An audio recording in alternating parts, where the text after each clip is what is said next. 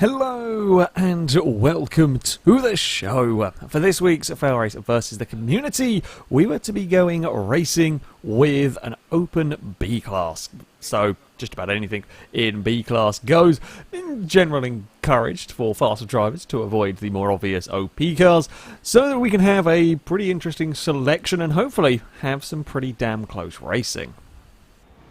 So we begin our racing in a usual position. Yep, we're at the back of the field. This is more like it. The FailRace default starting position. I am going to be driving a Mercedes, the 300 SLR, one of my kind of go-to cars. This is in B class. It is a pretty solid vehicle. Overall, it's kind of a good all-round car. It's pretty fast down the straight, pretty good accelerating, pretty good handling. It's already very busy here. Come to the Homestead Miami circuit, a track I like actually. It's, now that everyone has it, it's not being a DLC circuit. It's a circuit I find myself using more and more. I think it's an interesting layout actually, a very interesting layout. Jesus, that ute is quick. Go away, ute! Oh, we're going to get teamworked by everything. The Porsche didn't want to have a go, and I can't say I blame. That's a lot of cars. I mean, how many was that? 5 wide in one corner? 5 wide in one corner. Oh, hello, utes, is not a good thing to be going on. I mean, they all got through it, so, you know, well done on that. We're going to try and get Cleo Williams. The Aston Martin's had a good start up there. Aston Martin looks mighty quick down these straights. We might be able to clear. I think that was a Starion, I'm not actually sure. Yes, does look like a Starion. I don't think second gear was what I wanted out of there somehow. Nope, okay. Bye-bye, Starion. Jeez. Bye-bye, Starion indeed. I don't know if I want to go around the outside of an MX-5 here. This is a scary call to go around the outside of anything. Oh, especially with the BMW in the grass. We might be able to sneak up the inside of the BMW. No, we can't. Oh, the Holden Ute got a massive two-wheel moment. Just kind of surprised the Ute hasn't fallen over yet. But there we go. Right, I'm definitely going to have to change down more with this car. He's got pretty long gear ratios. Can't remember what I did with the gearbox. Going to be honest with you, no idea. I think it was probably standard gearbox in this, so yeah, likely to have long gear ratios for, well, the old road racing. This is getting very busy here. It is very, very crowded. There's a ute on the inside with 3 wide again. Being 3 wide more in this race than I would want to be, really. We have finally got rid of the 3 wide, and then everything's... this is a pretty quick car down the straights. 310 horsepower, weighs less than 2,000 pounds, so it is a pretty damn fast accelerating car, this. Apparently not in this field, though. Apparently against these sorts of cars, it is being a little bit monstered, although it is considerably nicer through the corners than, for example, the ute that is sideways everywhere, and at least still fairly respectable. Down the straights, BMWs moving across. I'm going to try and fire down that lovely gap that the BMW has left. I don't think the GTO... Oh! Nissan got a wheel on the curb. I'm sorry, Nissan. I can't avoid that. If you've got the wheel on the curb and it just spun in front of me, I tried to dodge and avoid it, but it was all too late. Now I've got to follow a ute. Ute, you're so slow. Ute's going to fall over. It's fine. It's fine. We are through. I don't want to get slowed down by this group of cars. For this stage of the race, I don't think we quite have the speed of the Gasser, perhaps. But we're certainly going to have some excitement. We're certainly going to have some action. We've got a good run. Am I going to be able to... No, Mazda knows he wants to get across there. Mazda absolutely knows he wants to get across there. Does not want to have the Mercedes sneaking up the inside, because I will out-accelerate him. And the problem the MX-5 has got is we are going to hold him up so much through here. He's going to go defensive again. Because, yeah, he can't carry the speed through the corners because, well, none of us can carry the speed the MX-5 can. But, oh, he's got that as a massive, massive dive. We were all going to try and cut underneath one another. Just making sure the BMW wasn't close enough to buy into that. Well, I was kind of committed and then thought, oh, crap, don't let the BMW be close enough to buy into that. Oh, no, I don't want to do that. I don't want to do that. It would have probably been better just taking a normal line. I'm not sure where you're going, Hordes. That was a sneaky bugger. To be fair, sometimes when following a car, it's actually really easy. You follow a car and you kind of you're trying to make it a little bit more speedy, you're trying to make lap time, and you're turning a little bit tighter than it. And if that car's already close to the inside, you, well, go closer to the inside or across it than you intend. This is an awkward battle now, because I'm being a little slowed up behind, well, I think behind both of these cars, really. Hordes is having a real tough time dealing with the Silvia, and I can't get both of them in one go. And now the BMW's come to join in the fun. No, we're going to go around the outside of the Beamer. Can't do it. Oh, I say I can't do it. I can't go around the outside of the Beamer, get to the inside of the Silvia. It's not quite going to work, and Nissan's got the speed. Nissan's got the speed to give me some trouble here. Like, enough straight line speed to give me some trouble. And if I'm wanting to get any higher, I need to clear this fast before the BM, and I think the Starion's coming back into all of this. Here we go. Can I do anything down at the hairpin? Oh, he has just about got the straight line speed on me. I think I might have the braking. Maybe. Don't run wide. Don't run wide. There we go. Okay, I do want to go down to first on the exit there. I keep forgetting how long the gears are. That's more like it. Just shimmy up the inside. Make sure you don't run wide on the exit. Don't give them any option, any room to go for a cutback. And job is a good one. Not going to be close enough, I do not think, through all of this. Unless we get a massive run through here, which I don't think we're going to. At the end of the day, this final chicane, that's good for the MX-5. Bad for me. We can't catch. Ninetales will win with the gasser. Not sure about the rest of the top group. We came tonight. You lose so much time fighting early on. We are 32-1. We were pretty quick up there in Pega's 1M. Admittedly, of course, some cars might have dirty laps and clean laps and whatnot. Lotus 11 to 32.7, 32.7, 32.9, 31.7 for the DB5. We thought that would be quicker. I was a Falcon up in 7th. We were quick, like lap time wise, we were right up there. Just, you get stuck in traffic. We got stuck in the traffic early on. Made decent progress, but ran out of laps, ran out of time to do too much.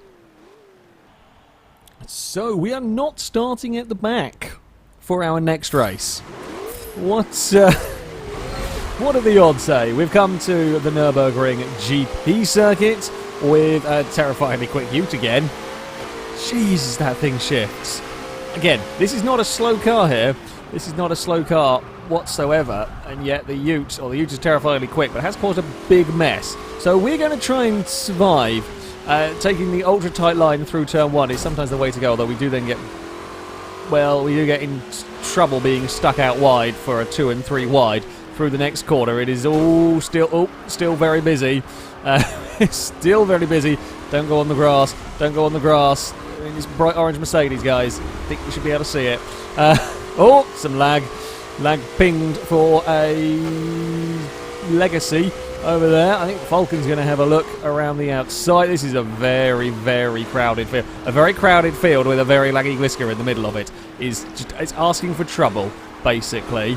I don't know whether I can get a good run out of here. What a Volvo at the door. Of course we do. When I see this says trouble. This has absolutely got trouble written all over it. Something's going to go badly wrong. Oh, there we go. Someone on the inside got nudged up wide. Still, I mean, it could have been worse. There are a few cars out in the sand. All things considered, that's not the worst I'm not doing that. No chance. We're not going 3 wide there. Not with someone on the outside in a big boat. Busy group of cars up here. We have got the Falcon leading, a Subaru pretending to be a Citroen in second, a Ute, a Volvo, my Mercedes is going to join in, and a 240 that I suspect is much better through the corners than me, but is going to suck down these straights. No idea where to brake. Apparently there was a little bit late, although we are still going to make it. Might make it better than the Volvo and the Ute. We're 3 wide again. We are 3 wide again. Oh, I don't want to push the 240 out wide, but I don't know where that Ute's going to oversteer its way to. Kind of in front of us a little bit. The Subaru is leading, or the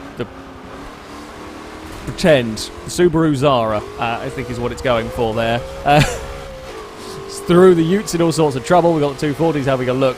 We will outdrag him down this next section, although he might go for a dive. I don't think his brakes are that much better than us, though, that he could make that one stick. You're probably better off just falling back into line. So we have got a very interesting group of cars here, in that we're all at varying levels of speed, acceleration and handling. I'm kind of in the middle.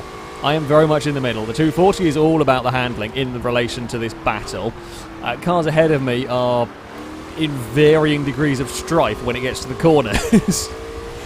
The Ute's probably got to be the hardest to drive. I've said before, I've never built good ones to actually race. They are a little bit awkward cars. We actually were not great on the way up through the S's. We clobbered the curb, but we've still got pretty good run up there. But then it all kind of goes, well, let's say it goes away. We just don't have the acceleration to keep up with it. The Volvo's out wide through all of that, and that will potentially hamper his run through here. The problem is he has a dodgy run. Guess what? He gets passed on to me, and then he has the power to get away. Subaru at the front might be coming under pressure. It's got acceleration. I don't think it's got the top speeds to match the Falcon, to match the Volvo. Is going to lose 2 places in one straight, is he? The Ford's very deep. We're all through the chicane. I've got nowhere to go in this little group. The Ute's got past the 240, which is quite a good go. Whether he can hold it or not is anyone's guess. Now, the Subaru is going to punch out of this corner pretty quick. I don't think my gears help necessarily with all of this. With our fairly long gear ratios, I've not quite got the right place really to get out of some of these corners, although it's not the worst I've driven. Nowhere near the worst I've driven. Right. Down towards turn 1 we go. Can I go around the outside of the Subaru? Oh, we're all crisscrossing each other, and that's when you get trouble. You get those converging lines that you cut over one another, and that is not what you want to be having. I'm trying to go round the outside of the Subaru Zara. It's touched the Volvo. We're still around. We've touched the Volvo as well. We're not playing tag with a 242, I promise you. Oh, where's the Ute come? How did you do that? Fair play. Me and the Subaru were far too busy fighting one another, and we've let the Ute go round the pair of us. Well done, Invisible AK, for getting that one to come off. I'm going to catch all the way through here, but I'm not going to have anywhere to go by the time we get to the pin. Now, this is a brilliant race. Again, you've got 4, 5, 6 vastly different cars fighting up here.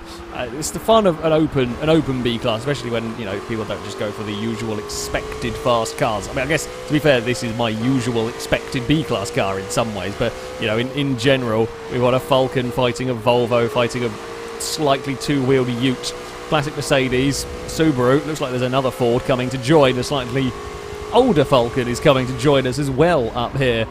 So we've got all sorts of different eras of cars. Come on, Ute, get a hurry up. I want to get a move on. I want to get a move on through the corners, and I know you're going to bugger off when we get to the straights. Right. Oh, there's some leaning going on between the Ford and the Volvo, and now they're trying to go 3 wide. Don't do it. Actually, don't go for it. Because even if you have a crash, I'm probably going to get involved in it. The Volvo's got the Ford. Can he hold it under braking? I've probably got the best brakes of the lot of them here, but I've got nowhere to go with it, and that's the problem. We're stuck. We're very much stuck in traffic as we were at Homestead. I can't out-drag them down towards the final corner here. And the white Ford Falcon behind, the 92, I think, Falcon, that is clear of all of the traffic. How quick is that going to be? No idea. Are we quicker than it down the straights? Slightly, yes, that's comforting. It's nice to know I'm quicker than something in all of this.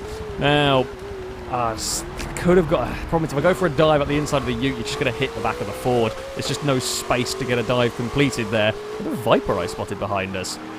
Can't look back long enough to find out. Ute's on 2 wheels. This is my opportunity here to say thank you very much for the 3rd position. I will take that from you. We've now got to try and find a way past the Falcon, the GTF. I'm on the bumper. I think the Volvo's gone. I think I might have had the speed, but I think we spent too long stuck in traffic. Even if we can clear the car ahead, which is not going to be easy to do here, even if we can clear it. Can I get underneath for the exit? Here we go. Run down towards the hairpin. I have to have such a big dive. The Ute's going to try and have a go. Got to cover that off. The problem is now I'm starting defending. That's going to make me slower. We're going to get boxed in here if we aren't careful. I'm giving the Falcon a little bit of a assist out of the corner, because otherwise, yeah, we were going to get boxed in. Well, the Falcon's going to out-accelerate us. Is the Ute really going to want to try this? Yes, he is. He won't hold that around here, I don't think. Yeah, you'll hold it through the first part, but you might get me on the run towards the next corner. Christ, the Viper's up to 5th place. That was one of the cars I think we saw on the gravel on lap 1, so they've done very well to bring that back into contention. Oh, I mean, I was trying to hold my line. We are swapping paint with the Ute, who is just going to vanish now. We get onto the next straight, although he's still stuck on the outside, and that's not going to be a comfortable place for the Ute to go. And I am clear. I can shuffle my car across. I think any chances of me chasing after that Ford are perishing slightly. We will get through the chicane better than the Ute. That is one thing we do have going. Distract the Ute! Viper, help!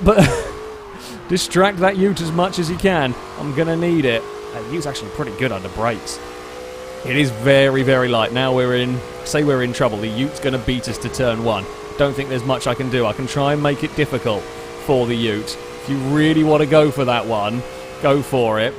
Because I'm not going to quite fight it that hard. I'm expecting him to overshoot the corner. Oh no, he's done a really good job, actually. Well done at getting that stop. I was fully expecting that to go flying through the corner and for me to be able to cut back to the inside. I couldn't do it. We're going to run the curb a little bit through there. We're back up the inside of the Ute. Now just going to hold it till the line, really. There might be opportunities to... I don't think we're close enough to do anything about the Ford. I think they've got second. I've just got to defend now. Defend with all of my might in the Mercedes. Yeah, you're not going to go around the outside of me there. We know that much isn't going to happen. And you're not going to get up the inside here. I'll turn in with too much speed. Acceleration is where we might have some trouble. Down towards the hairpin again. We'll park the car in the middle of the road. If the Ute wants to get past, he's going to have to go the very, very long way, which he probably won't be able to do. We've got a very good run out of the hairpin. The Ute gets a big slide. We are kind of on the tail. We're almost at the right. If I didn't have to worry about the Holden, I'd almost say we're at a good point for maybe attacking the Ford at a later corner. In fact, we might be able to get the Ford here if we get things right. We're sideways over the crest of the hill. It's going to have to be around the long way, though, if we are to do this. We might have the grip, though. The other concern I've got to worry about is will the Falcon... The Falcon's busy fighting further back. If I can get this done here, can we fend them all off into the chicane? Because everyone's faster than me, goddammit. Are you going to go around the outside of the Mercedes? Yeah, you are. You have got the grip to make that work. I'm going to have to stick it the long way in the chicane if we can stop it, which we can, but only just. Falcon can't do it. He can't get that car across in time. We've got a big train going on. Stinty's going to win in the Volvo. With a little bit of clean air. As I said, if we had got free of this battle earlier, who knows what we could have done. Will I beat those two to the line for second? It's going to be mighty close. I think the Ford's got the Ute and I've got the second place. Damn, what a race that one was. That was a ridiculous race. Take second. I don't know if I had been in clear air looking at that Volvo's lap time. That might be a bit too much for me. But again, I don't think we had a lap where we weren't fighting side by side, and that does cost you a fair bit of time. That was a mad race. So we are heading next to the Sonoma Short Circuit. It's a rather foggy and dreary and miserable and not great visibility day. Something's struggled massively together with it stalled or maybe got held in the lobby screen, to be fair. It wouldn't be the first time. Either way, something struggled. Oh, there's been some big lag and somebody's sideways. To be fair, considering that level of lag, I'm amazed we actually survived as well through all of that as we did. Please don't hit the little Mazda. I mean, I'm not exactly a big car, but even this feels quite large next to... Oh, that MX-5. I said don't hit the little Mazda, and we immediately hit the little Mazda. Oh, you're going to get in trouble up there between each other. I will say thank you very much, and now I'm fighting against Impega with his BMW. Oh, someone across in front of... I think in front of the back. I don't know if they spot on their own or whether they were assisted first. They were certainly assisted later down the line. That is an angry-looking pack of cars up there. Sylvia, Foxbody, DBR1, Civic. But I really want to beat the DBR1 just for the sake of the victor of the classic race car battle. However, I don't know. There's a lot of trouble brewing in this particular group of cars. MX-5 is going to have a look up the inside. I didn't really cover it off. I didn't expect him to be close enough, but he was. Big dive. And I mean, fair enough. We gave him space without accelerating. And now we've got the noisy... The Hondas are so noisy in this game. It is ridiculous how loud every single bloody Honda and Honda-related engine is here. This is going to actually really cost all of us, because we're now all backed up to the MX-5. If anything, the BMW, the M6 is coming to join in. Well, certainly if it isn't yet, it won't be long until it is if we keep fighting like this. We need to get a move done, and a move done fairly quickly on the Civic, like so. That will work. It's not... Sonoma's not an easy track to overtake cars around. Sonoma is not an easy track to overtake vehicles around. So you kind of do have to go for it a little bit in places. We are now a little bit more spread out, thankfully. I'm slightly sideways, which is not really what I wanted, although we're mega quick through there. I'm going to have to lift. Could not get it to go alongside the Aston. We had the grip to take the speed, but not the grip to try and pull alongside DBR1. That'll fend us off through this fast corner. Got to watch out for the noisy Honda. We will move across and cover that inside line. Or DBR1 still defending. Okay, we're going to try the run it in around the outside and go for the exit. Go for the exit. Go for the acceleration. The DBR1's too quick. It's too quick for us to do that to it. I think we might... I might be wrong. We do have a little bit better acceleration. I think we are a little bit better overall, and we've held him out very, very wide through there. He did not want to fight, or he couldn't have the grip to fight that anymore. We'll take the position. It was a hard fought-for position, that one, though. It was a hard fought-for position. We've got it round the outside there. It's taken us nearly a lap to complete the pass, if you like. Oh, don't put a wheel on the curb. That was very, very nearly as scary. Oh, he's going to have a big dive up the inside. He's going to leave a space on the outside. I think he'll struggle getting the acceleration out of that corner. We're now going to have to defend. It's the great battle of the 50s race cars. I want it to be a battle for 7th, or maybe even higher if we can get everything right. Oh, that sounded horrible. The toolkit or something, it sounded extra rattly, whatever on earth we hit there. Was not happy bouncing over that curve. Now we can run there on our own in the clean air. We've got a lap to beat a Silvia. Where are we going to do it? I mean, turn 1, very difficult. It's a bit speculative, and to be fair, I think the Silvia is better through the corners, perhaps in some places than I. I'm faster accelerating, but I can't get into the right positions to use it just yet. Over the top of the hill, this is where we might stand a chance. Get a good run. It's almost too good of a run at the wrong point, because we are, whoa, I got to bounce. I'm not going to go for a pass on that one. So I got to bounce over the hill and just wheel spin, and it's just a panic and catch the car. Unfortunately, catching the car in that is you steer into the car alongside. Now we got away with it through all of that, and we are still right there. In fact, I just can't see a thing. It's follow the car ahead. Hope that they don't make a mistake, because if they do, we have had it. We are sideways. That's us done, I think. There's a very big slide at an awkward point, unless we are mega fast and the Silvia out wide through this penultimate corner. If anything, we're a bit wide. Silvia is a bit wide. We're a bit wide. DBR1's got a good opportunity here to have a crack up the inside. We're going to have to run this in very, very deep. Try and focus on that acceleration. Oh, I've had to take a second stab at the throttle. The Aston is going to have to go the long way around this next section. Have we got the acceleration to do it? No, we don't. The Aston got us. Fair play. I stuffed up the exit of the hairpin. Crap.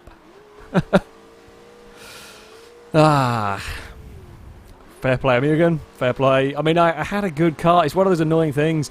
I had a good car. I would have been curious. I don't know if I had a good enough car to fight the 1M or the RX-8. Not sure about that. Maybe could have fought the 280. Maybe could have fought the Mustang. Just got stuck in traffic. But an enjoyable race nevertheless.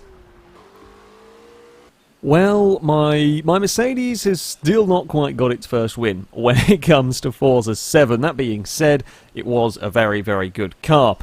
I got stuck in traffic, I made a couple of little silly mistakes here and there, and just overall couldn't quite get the luck, or just lost too much time fighting through the order.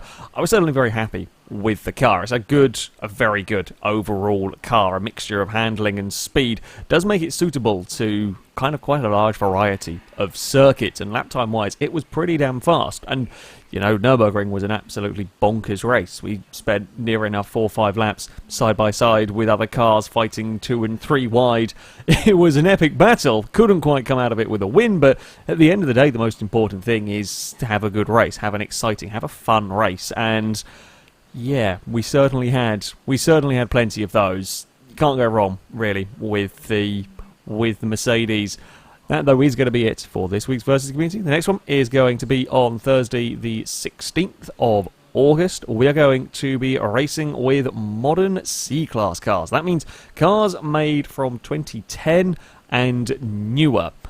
Now, we've tend to see a lot of fast cars be a lot of the classic vehicles in these. We're interesting to see how the builds and how the cars will pan out. A lot of vehicles might not have much PI to play with, so should be an interesting one.